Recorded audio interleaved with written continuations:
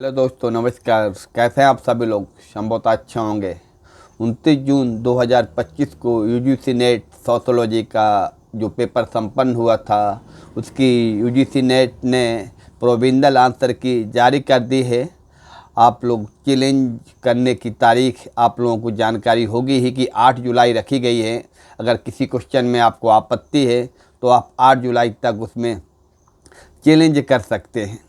और आंसर की आप डाउनलोड कर लीजिए। जो प्रोविजनल आंसर की है उसको आप डाउनलोड कर लीजिए, और प्रोविजनल आंसर की डाउनलोड करने के साथ ही चैलेंज सीट भी डाउनलोड कर लीजिए, क्योंकि ये दोनों आगे की रणनीति जो आप सोचेंगे बनाएंगे कि हमारा पेपर किस तरीके से, कितने क्वेश्चन सही हैं गलत हैं, तो उसके लिए काम आएंगे। और फिर इसके बाद आपको फाइनल आंसर की भी मिलान करना पड़ेगी। यदि किसी के भी आंसर में कुछ डाउट हो तो उसको आप देख लीजिएगा, बिना प्रूफ के आप उसको मत आंसर चैलेंज करिएगा। जब आपको स्पष्ट रूप से प्रारूप मिल जाए, उसका प्रूफ मिल जाए, तभी आप उसको चैलेंज करिएगा। क्योंकि एनटीए नेट चाहता है कि बहुत जल्दी से जल्दी आपका जो यूजीसी नेट का परीक्षा परिणाम है वो भी जल्दी से जल्दी घोषित कर दिया जाएगा, क्योंकि 8 जुलाई को रखी गई है आपका जो चैलेंज करने की डेट।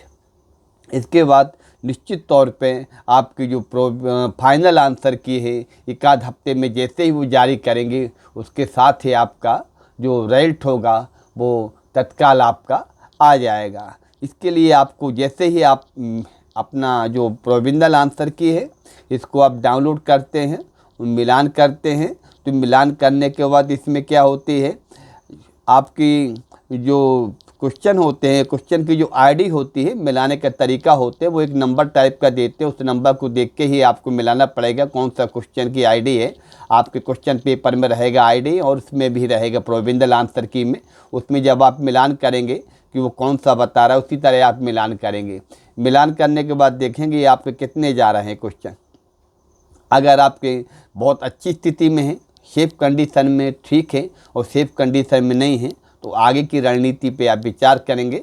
उसमें निराश होने की बात नहीं है कि भाई, क्योंकि साल में 2 बार एग्ज़ाम होता है। आने वाली जो एग्ज़ाम है आपकी दिसंबर 2025 में, इसका संभवतः अक्टूबर नवंबर में नोटिफिकेशन आ जाएगा, और दिसंबर 2025 में इसका आयोजन होगा। तो इसलिए आप इसमें घबराने वाली बात नहीं है कि हमारा भाई पेपर बहुत अच्छा नहीं गया है। बहुत सारे लोग जीवन में कई बार असफल होते हैं, तो असफलता से आपको घबराना नहीं है। और जो तैयारी में कुछ कमियां रह गई थी आपको इस बार, जिस कारण से आपका अगर फाइनल सिलेक्शन नहीं हो पा रहा है, तो उसके लिए आप थोड़ा सा अपनी रणनीति में बदलाव लाएंगे कि हमें किस तरीके से अपनी रणनीति, हमारी कमजोरियां क्या हैं, उन कमजोरियों को हमें कैसे दूर करना है। अपनी तैयारी को और विस्तार करते हुए, अगर हम कम पढ़ते तो ज़्यादा पढ़ाई करना है, और पढ़ाई के साथ साथ हमें एक प्लानिंग के सहित तैयारी करना है, अपने सिलेबस को फॉलो करते हुए। सिलेबस आपके सामने होना चाहिए, किस तरीके से हम सिलेबस को कंप्लीट करें। सिलेबस जितना भी आप अच्छी तरीके से कंप्लीट करेंगे, किसी भी इकाई को आपको छोड़ना नहीं है। क्या करते हैं बहुत से बच्चे, आधा सिलेबस देखते हैं, कुछ महत्वपूर्ण इकाइयां हैं उनको देख लिया, बाकी नहीं। क्योंकि एनटीए क्या करता है, जितनी इकाइयाँ हैं सारी इकाइयों से बराबर बराबर लगभग क्वेश्चन आते हैं। कभी थोड़ा बहुत ऊपर नीचे हो जाता है, तो पूरे आपकी जितनी इकाइयाँ सारी इकाइयों से क्वेश्चन पूछे जाते हैं। कुछ इकाइयाँ थोड़ा का उनका सिलेबस ज़्यादा है, कुछ इकाइयों का सिलेबस कम है। जिनका कम है उनको तैयारी करने में आपको थोड़ा सा ध्यान देना है कि वो इकाई बहुत अच्छी तरीके से कंप्लीट करें बड़ी इकाई के साथ साथ। और पढ़ाई का जो रेशो रहेगा आपका, जो आप तैयारी करेंगे, तो उसमें क्या रहेगा कि अगर आप देखते हैं कि आपका इस बार नेट आपने दिया है और आपका सेकेंड पेपर थोड़ा सा कमज़ोर है और फर्स्ट पेपर भी थोड़ा सा कमज़ोर है, तो प्लानिंग के तहत तैयारी करेंगे। किस तरीके से आप समय दोनों को डिफाइन करेंगे। मान लीजिए आपने जितना भी पढ़ते हैं, 6 घंटा पढ़ते हैं, तो 2 घंटा कम से कम आपको प्रतिदिन फर्स्ट पेपर के लिए देना है, जो कि कंपलसरी है सभी के लिए। और 4 घंटा देना है आपको अपने सब्जेक्ट के लिए, जो आपका पीजी में सब्जेक्ट रहा हो, जिस विषय से आप नेट में शामिल होते हो। तो उस तरीके से आप अगर टाइम का सही तरीके से सिचुएशन करेंगे कि हमें कितना किस विषय में सब्जेक्ट में देना है। और सबसे बड़ी बात यह है आपको रिवाइज करना। अगर आप रिवाइज नहीं करते हैं, बहुत सारे बच्चे बहुत सारी तैयारी कर लेते हैं, बढ़ते चले जाते हैं, और पिछला जो है वो सारी चीज़ें भूलते चले जाते हैं। तो आपको रिवाइज करना ज़रूरी है। अगर आप रिवीजन में थोड़ा सा ध्यान नहीं देंगे तो आपका पक्ष कमज़ोर होता चला जाएगा।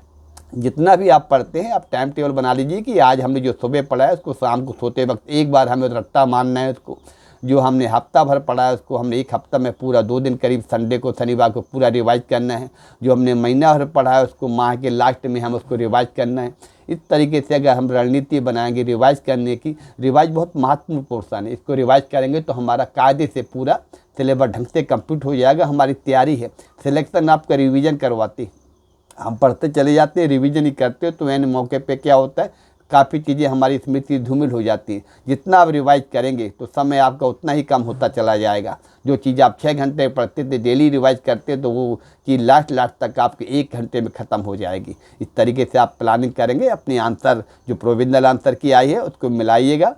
जो भी डाउट है उसको आप हमें भी शेयर कर सकते हैं कि सर इसमें कुछ अगर प्रूफ है तो हमारे पास भी कुछ जानकारियाँ होंगी तो हम आपको प्रूफ के रूप में देंगे। बिना प्रारूप के प्रूफ के आप उसको नहीं बिल्कुल से चैलेंज करें। और जो भी चैलेंज है आप उसको देख लीजिएगा अच्छी किताबों से, थोड़ा सा जो आपके टेक्स्ट बुक है उनसे कायदे से उनको मिलान करिएगा। अगर वो आपको गलत लगते हैं तो उनको चैलेंज करिएगा।